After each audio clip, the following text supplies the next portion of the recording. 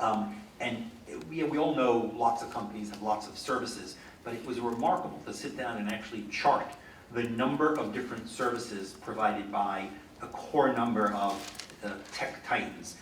When Google announced that it was consolidating its privacy policy, everyone got very upset, and we had just been looking at Apple's policy, which pretty much let it do everything that Google was now hoping to do, and everyone got very upset that Google was changing its policy, and Apple announced its earnings results that same day and became the most valuable company in the world for very well integrating iTunes and iAds and everything about a Apple software and hardware experience. So we said, you know what, wait a second, what's going on everywhere else?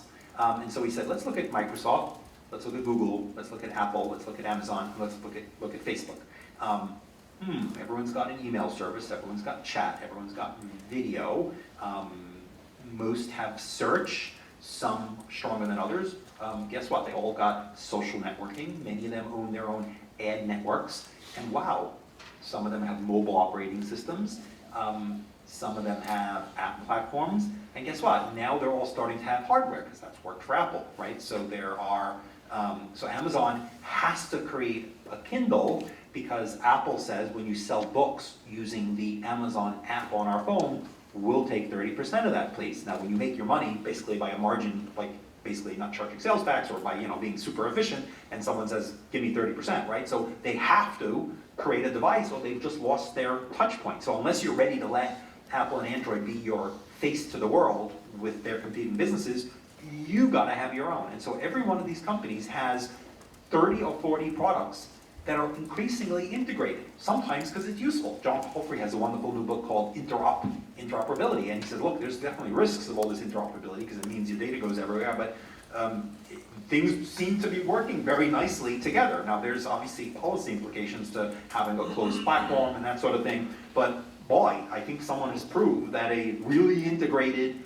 system of hardware and software can be delightful for consumers. And so you're seeing Facebook rumored to be doing a phone.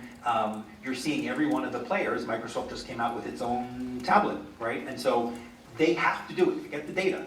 They need to be in touch with consumers, and their competitors seem to be very happy to kind of control that experience. And so these companies are integrating, sometimes because it's really nice to have everything working so well across all your different services.